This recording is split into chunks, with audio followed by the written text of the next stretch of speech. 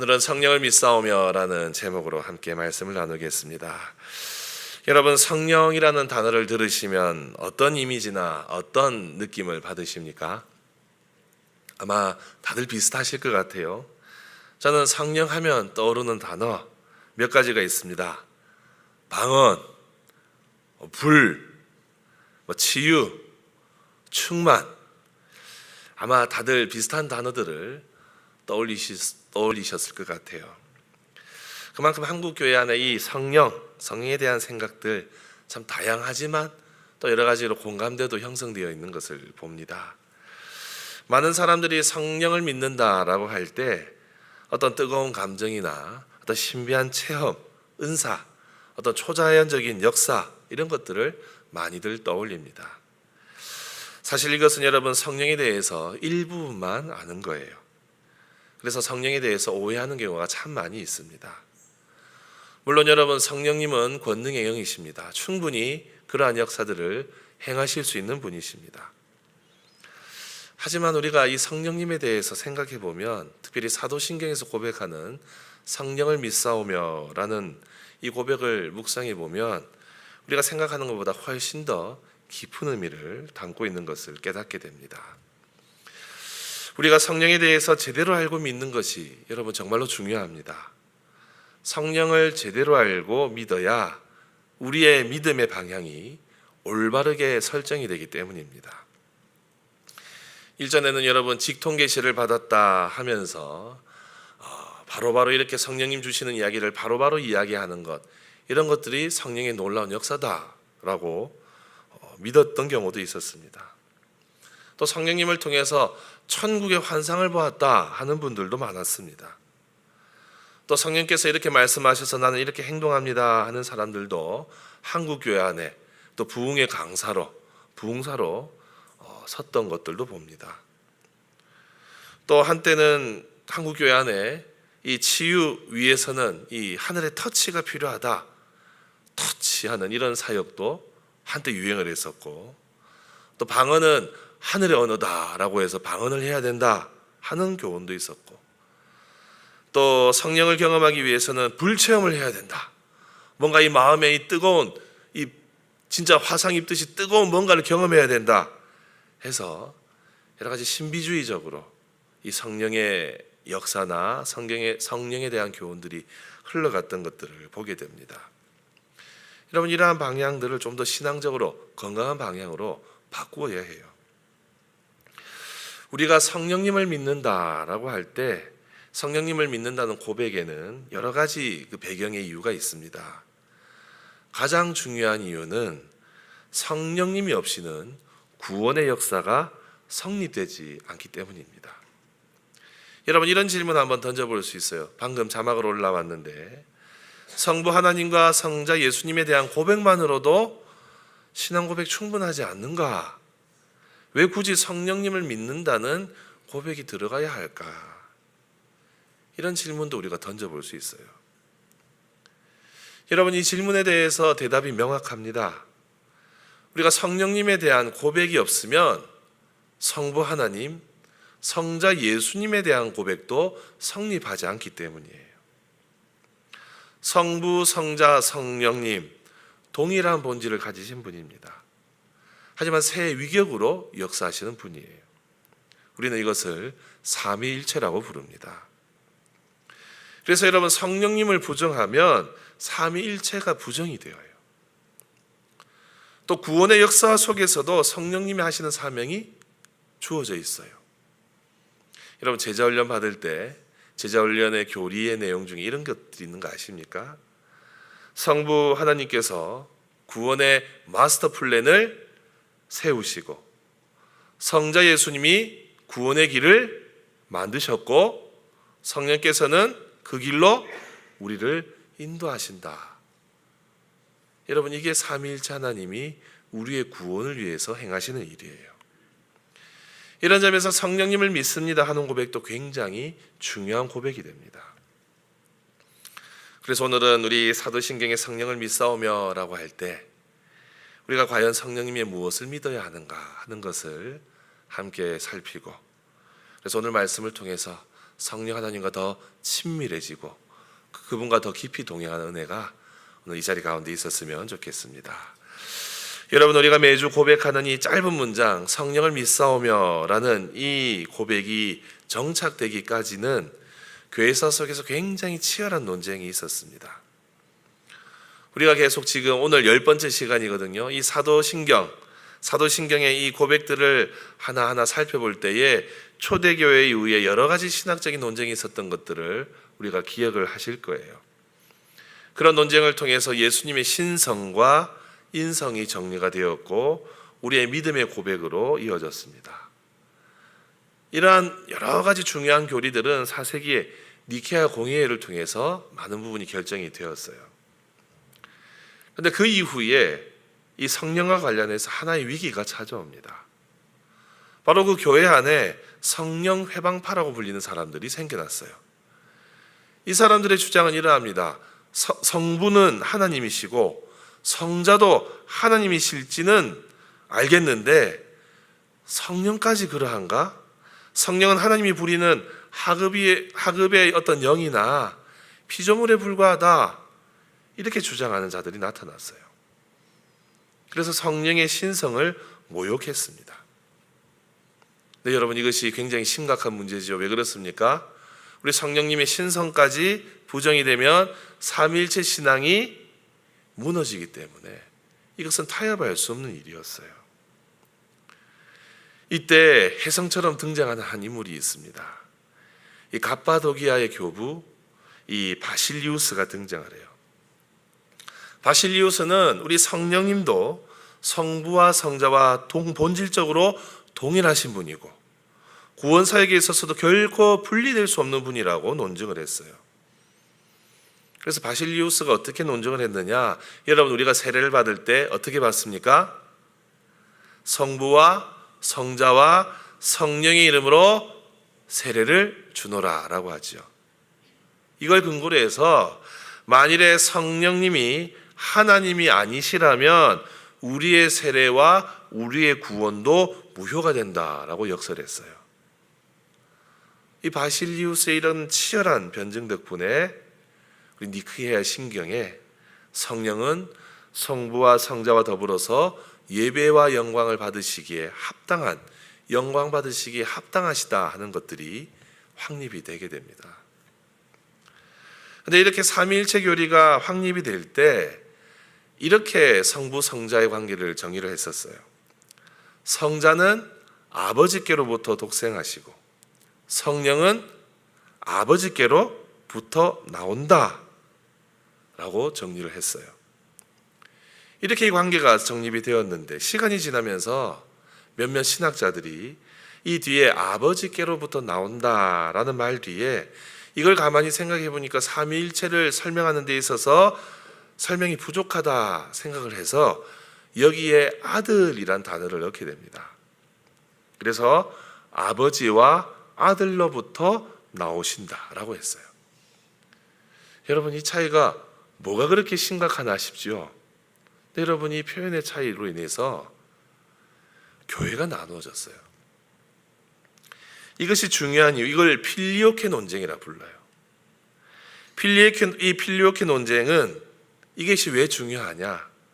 이 표현이 들어가야 되느냐 말아야 되느냐에 대한 문제로 서양에서는 동방교회와 서방교회로 나누어지는 일들이 일어납니다. 그래서 교리의 역사를 가만히 보면 이 성령에 대한 교리 때문에 교회 안에서 너무도 많은 이 진통이 있었음을 알 수 있어요. 그래서 역설적으로 우리는 성경이 말하는 성령에 대해서 정확히 알아야 됩니다. 여러분, 성령이 누구신가? 성령이 하시는 일이 무엇인가? 성경에서 정말 많은 부분을 이야기합니다. 저는 오늘 3가지로만 정리를 하려고 해요.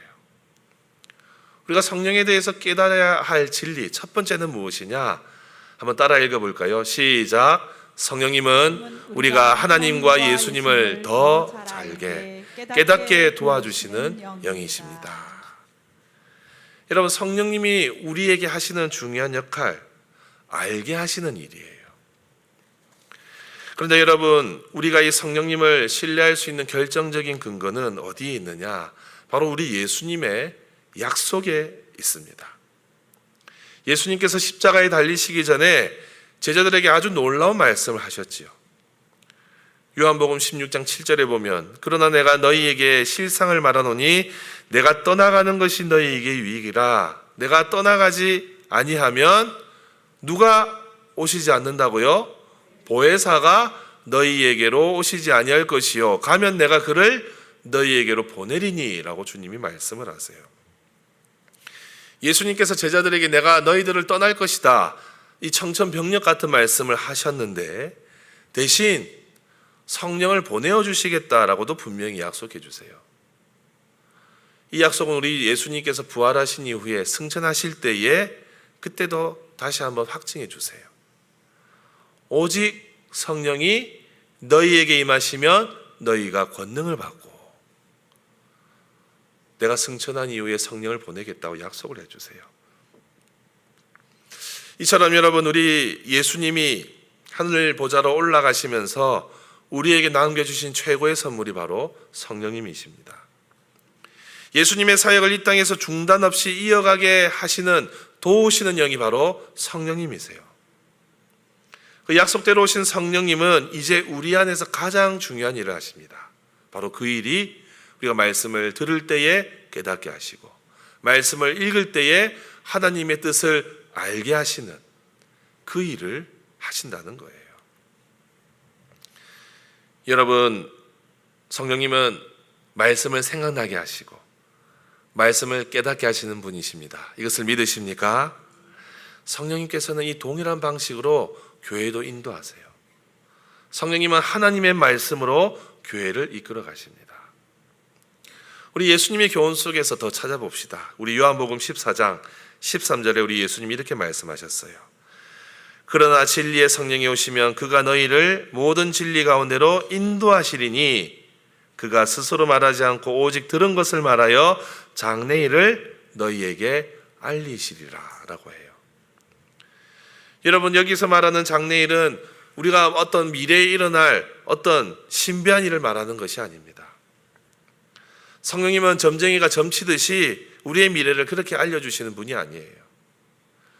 여기서 말하는 장래일은 예수님께서 십자가에 달려 죽으시고 고난받으시고 죽으시고 부활하시고 그것을 믿는 성도들이 제자의 길을 걷게 될 때에 겪게 되는 고난과 기쁨이 공존하는 그러한 삶을 장래일이라고 말하고 있어요. 이것을 우리의 삶에 적용하면 어떻습니까? 우리에게는 예수님을 믿고 성령님과 동행할 은혜가 주어졌는데 이제 이렇게 살아갈 때 성도로서 겪게 될 고난과 기쁨의 일들, 이것들을 알게 해주신다는 거예요. 아, 지금 내가 겪고 있는 일이 성령께서 인도하시는 고난의 순간이구나, 내 삶을 복되게 하시는 은혜의 순간이구나, 이걸 깨닫게 하시도록 성령님이 역사하신다는 거죠. 여러분, 이렇게 성도가 살아가야 될 여러 가지 일들을 우리 성령님께서 말씀을 통해서 조명해 주십니다. 우리가 하나님의 말씀을 깨닫는 방식으로 우리의 삶을 인도해 주시는 거예요. 이것을 26절, 요한복음 14장 26절 이렇게 말합니다. 다 같이 한번 읽어볼까요? 시작. 보혜사 곧 아버지께서 내 이름으로 보내실 성령 그가 너희에게 모든 것을 가르치고 내가 너희에게 말한 모든 것을 생각나게 하리라. 아멘. 여러분, 이것이 성령님께서 우리 가운데 행하시는 가장 기본적인 일입니다. 성령님은 독자적으로 새로운 계시를 주시는 분이 아니에요. 이미 주신 하나님의 말씀을 우리와 우리의 지성과 감성에 조명하셔서 그 진리가 나의 사건이 되도록 하시는 겁니다. 깨달음을 주시고 깨달음대로 살아가도록 성도들의 삶을 인도하시는 것. 그래서 우리가 겪을 여러 가지 일들을 말씀으로 준비시켜 주시고 또 그 일들을 마주할 때에 말씀의 능력으로 이겨나가도록 인도하시는 분이 바로 성령님이다 하는 겁니다. 여러분, 이 점에서 교회는요, 어떤 이 해석학적인 공동체라고 말할 수 있어요. 교회는 그냥 단순히 성경의 지식을 배우는 곳이 아니라 성령의 도우심으로 성경을 통해서 우리를 향한 하나님의 뜻을 깨달아 나가는 공동체. 나 자신뿐만 아니라 우리 교회를 어떻게 인도하시는가 하나님의 말씀을 통해서 깨닫게 하심으로 우리 교회를 이끌어 가시더라 하는 거예요. 그래서 여러분, 성령이 계시지 않으면 성경은 문학 작품에 지나지 않습니다. 그러나 성령께서 역사하실 때에 이 기록된 문자는 살아있는 하나님의 말씀, 살아있는 하나님의 음성이 되는 거예요. 그렇게 되어서 그 음성과 그 교훈이 교회의 방향을 결정하는 겁니다. 그래서 여러분, 우리가 성령을 믿는다 하는 것은 그분이 오늘도 말씀을 통해 우리를 깨우치시고 교회를 운영하신다 하는 사실을 신뢰하는 거예요. 여러분들은 성령님을 어디서 가장 많이 체험하십니까? 가장 많이 성령님을 마주하는 자리가 어디입니까? 바로 여러분들이 말씀을 펴고 읽는 그 자리예요. 말씀을 펴고 읽고 묵상하고 또 말씀을 들으러 나오는 이 자리가 바로 성령님과 만나는 시간입니다. 그래서 말씀과 기도가 중요한 거예요. 바로 그 순간순간들이 성령님을 경험하는 시간들이 되기 때문이에요. 여러분, 아무 때서나 성령님 찾지 마십시오. 성령님은 늘 우리와 함께 하시지만 우리가 말씀을 펴고 읽고 묵상하고 그것을 가지고 기도하는 그 순간에 우리와 가장 먼저 만나기를 간절히 원하고 계십니다. 여러분, 성령님의 인도하심과 성령님의 은혜를 경험하는 순간은요, 여러분들이 말씀의 달콤함을 경험하는 그 순간이에요. 그러하니 말씀에 사로잡혀 사는 삶을 소홀히 여기지 마십시오. 이 말씀을 읽고 이 말씀 가운데 침잠하는 이 순간이 성령님을 가장 많이 느끼는, 경험하게 된다는 그 사실을 기억하여서 여러분들의 말씀 생활이 성령으로 충만한 시간이 되기를 주님의 이름으로 축복합니다. 두 번째로 우리가 믿어야 될 것은 무엇이냐? 읽어보겠습니다. 시작. 성령님은 우리를 주님 닮은 성품으로 변화시키는 분이십니다. 여러분, 우리는 이걸 믿어야 돼요. 여기서 여러분, 우리가 한 가지 좀 주의해야 될 것들을 하나 생각해 봅니다. 앞에서 여러분, 우리가 많은 사람들이 방언이나 어떤 이런 신유 같은 이런 은사를 성령 자체로 이해하는 사람들이 있다고 했었습니다. 그런 능력이 나타나면 성령이 계시고 없으면 성령이 계시지 않는다 여기는 거죠. 그러나 여러분, 은사는 성령님께서 사역을 위해서 주시는 도구이지 이 성령님의 본질이 아니에요. 성령님의 역사의 본질은 우리가 은사를 마음껏 사용하는 그 현장이 아니라 우리의 인격이 변화되는 그 자리가 바로 성령의 역사의 본질적인 자리입니다. 우리가 갈라디아서를 통해서 확인해 보십시다. 우리 갈라디아서 5장 22절과 23절입니다. 다 같이 한번 읽어봅니다. 시작. 오직 성령의 열매는 사랑과 희락과 화평과 오래 참음과 자비와 양성과 충성과 온유와 절제니 이 같은 것을 금지할 법이 없느니라. 아멘. 여러분, 오늘 말씀에 사랑, 희락, 자비, 화평, 양선, 오래 참음, 가만히 보면 이건 신비한 체험의 영역이 아니에요. 이것은 우리의 삶 속에서 경험되어지는 열매이고 우리의 삶의 현장에서 그냥 말씀과 기도로 신비한 영역에 들어가는 그때가 아니라 일상 가운데 맺어지는 우리 인격의 열매라는 것을 우리는 압니다. 여러분, 우리는 이것을 기억해야 돼요. 성령 충만이라는 것은 우리가 성령님의 조종을 받는 것, 로봇처럼 조종당하는 것이 아니에요. 성령 충만은 본질적으로 성령님과 인격적으로 교제하는 것입니다. 그 과정에서 성령님께서는 우리의 이 의지를 그냥 로봇처럼 조종하시는 것이 아니라 우리의 지정의를 변화시키셔서 예수님 닮은 성품으로 빚어가시는 거예요. 신비한 능력을 체험하는 것은 정말로 부차적인 일이에요. 진짜 성령의 사람은 그 인격에서 예수님의 향기가 납니다. 이렇게 주님을 닮아가면서 우리는 성령님이 우리를 귀하게 다듬어 가시는 것들을 체험해요. 그 은혜가 바로 치유와 회복의 은혜예요. 여러분, 우리가 믿음 생활하면서 영적인 침체도 겪습니다. 이 영적인 침체와 이 영적인 기쁨 수시로 경험할 때도 많습니다. 아침에는 굉장히 충만했다가 점심때는 또 침울해졌다가 또 저녁에 충만해지는 그런 분들도 계세요. 그렇지 않습니까? 우리는 유한한 인간이기 때문에 이런 시간들이 우리의 삶에서 공존하고 있어요. 뭔가 일이 잘 될 때는 성령 충만한 것처럼 느껴지다가 갑자기 침체하기도 하고 나락으로 떨어지기도 합니다. 성경에 보면 그런 인물들이 많아요. 우리가 성경의 인물 중에 정말로 표상으로 삼을 만한 다윗 같은 사람도 그러했어요. 다윗이 왕이 되어서 나라를 정말로 잘 다스리고 승장구하고 있을 때 큰 죄를 저질렀습니다. 바로 우리아의 아내 바세바를 탐했어요. 그 일 때문에 비극적인 일들이 벌어졌습니다. 우리아를 가장 극렬한 전쟁의 한가운데로 보냈고 다윗의 의도대로 우리아는 전사합니다. 다윗은 그 권력과 명성의 정점에서 간음과 살인의 죄를 저질렀어요. 하나님께서 이것을 보시고 나단 선지자를 보내셨습니다. 그리고 그 죄를 지적을 하세요. 이때 다윗이 가슴을 찢고 마음을 찢고 회개를 하지요. 그 회개의 고백이 시편 51편입니다. 여러분, 시편 51편은 다윗의 이 위대한 고백이 있고 그 위대한 고백이 성령 하나님의 은혜를 갈구하는 고백이기 때문에 위대한 고백이에요. 우리 시편 51편 10절부터 12절 다 같이 한번 읽어봅시다. 시작.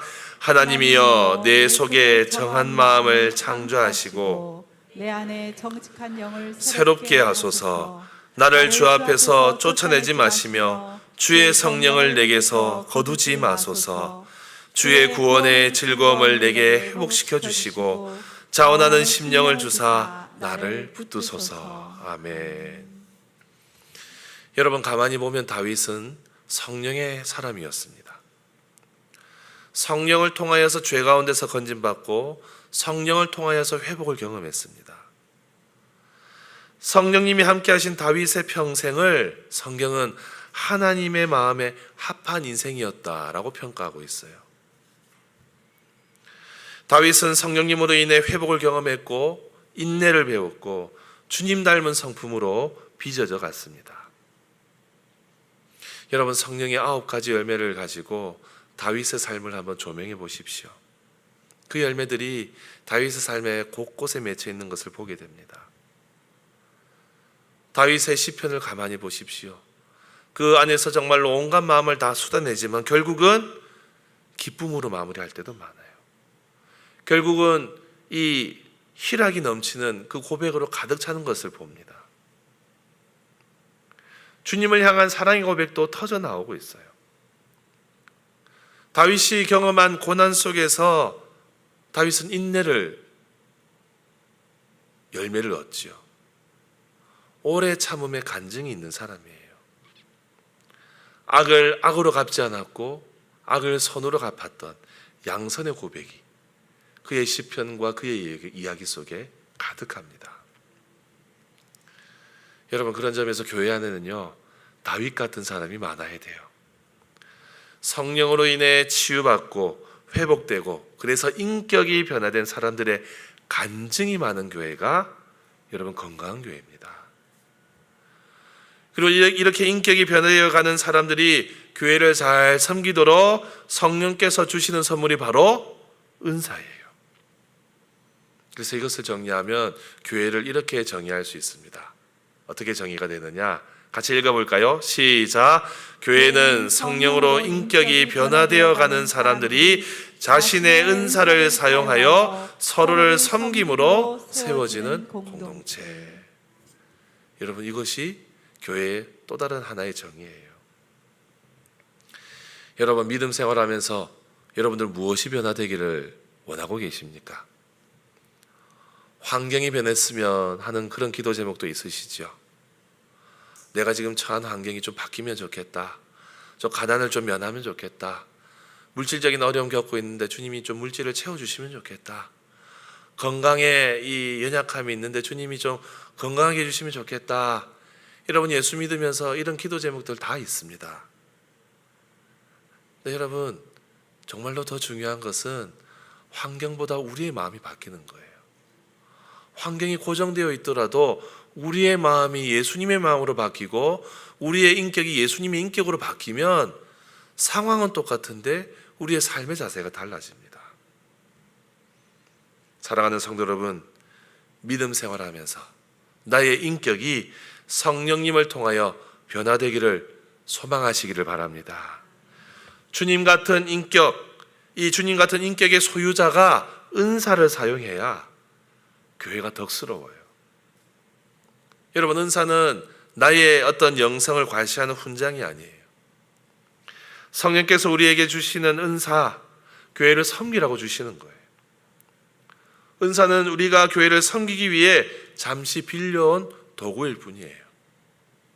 그 은사는 성령께서 언제든지 거두어 가실 수도 있어요. 그렇게 보면 여러분 은사를 가지고 사역하기보다 변화되어진 나의 성품을 가지고 헌신하는 것, 그것이 더욱 교회를 아름답게 합니다. 사랑하는 성도 여러분, 여러분들은 성령을 받으셨습니까? 아멘 하셔야 돼요. 성령 받은 사람이 이 자리에 앉을 수 있거든요. 여러분 정말로 성령을 받으셨다면 먼저 주님 닮은 인격으로 변화되게 하옵소서. 여러분 이 은혜를 갈구하시기를 바랍니다. 그리고 주님 교회를 잘 세워나가도록 저에게도 은사를 주옵소서. 여러분 이렇게 간구하시기를 바랍니다.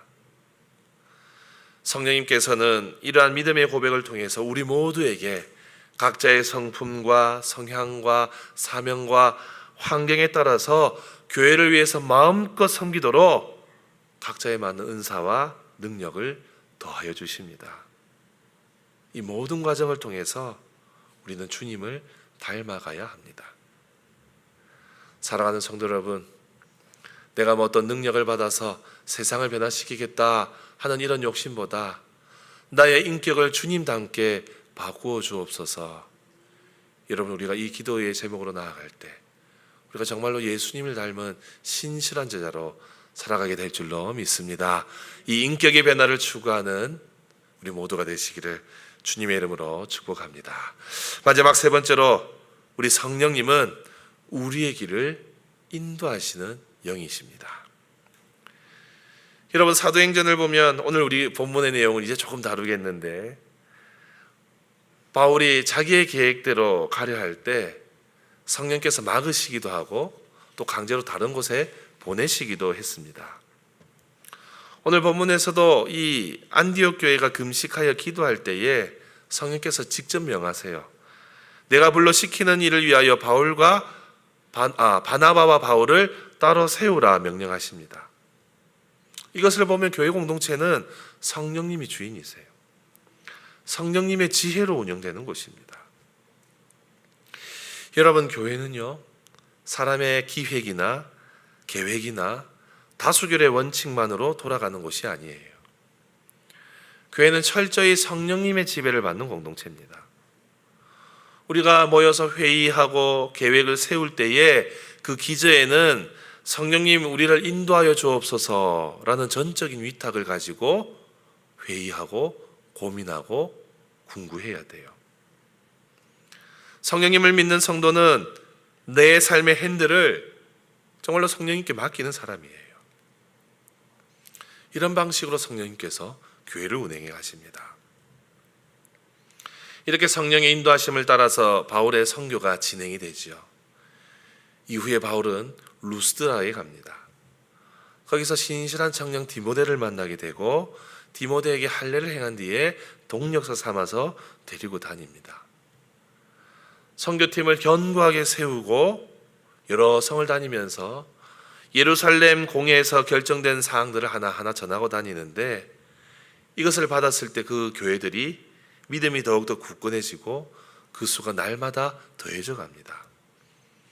그래서 바울은 계획을 세우지요. 내가 아시아에 가서 말씀을 전해야 되겠다라고 했는데, 그때 어떤 일이 일어납니까? 우리 사도행전 16장에 보면 이렇게 기록합니다. 우리 6절 7절입니다. 다 같이 읽습니다. 시작. 성령이 아시아에서 말씀을 전하지 못하게 하시거늘 그들이 부르기아와 갈라디아 땅으로 다녀가 무시아 앞에 이르러 비두니아로 가고자 했으되 예수의 영이 허락하지 아니하시는지라. 아멘. 성령께서 그 길을 막으시는 거예요. 이렇게 해서 드로아에 머물던 바울은 밤에 마게도냐 사람들이 건너와서 도와주십시오 하는 환상을 보게 됩니다.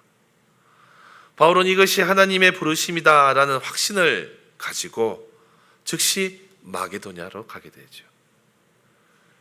이렇게 해서 복음이 아시아를 넘어서 유럽으로 향해 가는 결정적인 전환점이 이때 이루어집니다. 성령님께서는 바울의 개인적인 삶을 인도하셨을 뿐만 아니라 교회가 확장되도록 교회의 역사도 인도하셨던 거예요. 사랑하는 성도 여러분, 이것을 가만히 묵상해 보면 우리가 정말로 자유롭고 형통한 삶이 우리 가운데 있다는 것을 확실히 믿을 수 있습니다. 왜 그렇습니까? 바로 우리의 삶을, 우리의 가정을, 또 우리 교회를 하나님께서 성령님을 통하여 인도하시고 지도하고 계시기 때문이에요. 우리의 인생이 내가 주인이 아니고 우리의 가정과 우리의 교회의 주인이 우리 자신이 아니라는 것, 이것을 믿고 바로 성령 하나님이 모든 것의 주인 되신다는 이 진리를 확실히 믿고 모든 것을 맡기면 바로 그것이 만사형통이고, 또 우리 인생에서 불안과 걱정 전혀 문제되지 않는다는 것, 문제될 이유가 없다는 것을 우리는 깨닫게 되기 때문입니다. 여러분, 사도신경 고백할 때 성령을 믿사오며 라고 여러분 고백할 때마다 나의 삶을, 우리 가정을, 우리 교회를 성령님이 인도하신다 하는 것을 확신하시기 바랍니다. 이것을 우리가 믿어야 돼요. 여러분, 성령을 믿사오며라고 고백할 때마다 성령님이 내 삶을 인도하십니다. 이것을 믿으시기 바랍니다. 성령님이 우리의 가정을 인도하신다는 사실을 믿으시기 바랍니다. 성령님이 우리 교회를 인도하신다는 것을 믿으시기 바랍니다. 이 믿음 위에서 우리가 살아갈 때에 참으로 확실하고 안전한 보호가 우리 가운데 충만하게 임할 줄 믿습니다. 사랑하는 성도 여러분, 말씀을 마무리합니다. 성령을 믿사오며라는 이 고백은 우리의 개인의 내면적인 고백에서 시작이 되지만 결국은 교회 공동체의 고백으로 완성이 됩니다. 내가 성령님을, 예수를 주로 시인하도록 성령님께서 나를 그렇게 인도해 주셨지 않습니까? 이 고백은 내 옆에 동력자들도 가지고 있는 고백이에요. 동일한 성령의 역사를 경험한 사람들이 우리 옆에 있어요. 이 사람들이 모여서 교회는 성령의 역사를 공유하는 그 사람들의 공동체가 되는 겁니다. 여러분, 오늘 우리는 성령에 대해서 무엇을 믿을까 함께 나누었어요. 여러분, 세 가지 기억하십니까? 우리는 성령에 대해서 무엇을 믿고 있습니까? 세 가지 하나하나 확인해 보십시다. 첫 번째, 우리는 성령님이 하나님의 말씀을 깨닫게 하시는 분이심을 믿는 거예요. 두 번째는 뭡니까? 우리는 성령님이 우리의 못난 성품을 그리스도처럼 빚어가심을 믿습니다. 세 번째는 무엇이죠? 우리는 성령님이 우리 자신과 우리 교회의 앞날을 선하게 인도하심을 믿습니다. 여러분, 성령을 믿사오며 고백할 때마다 이거 기억하십시오. 성령님, 저의 지성을 깨우쳐서 말씀을 알게 하여 주시고 저의 성품을 다듬어 자비한 사람이 되게 하시고 저의 발걸음을 인도하셔서 하나님의 뜻을 이루게 하옵소서. 우리가 성령을 믿사오며라고 고백할 때마다 이 믿음을 가지고 살아갈 때에 성령 하나님이 늘 우리와 동행하시고 우리 가운데 충만한 은혜를 부어주실 줄 믿습니다. 남은 한 주간도 이 믿음 가지고 이 고백으로 살아가시는 우리 모두가 되시기를 주님의 이름으로 축복합니다.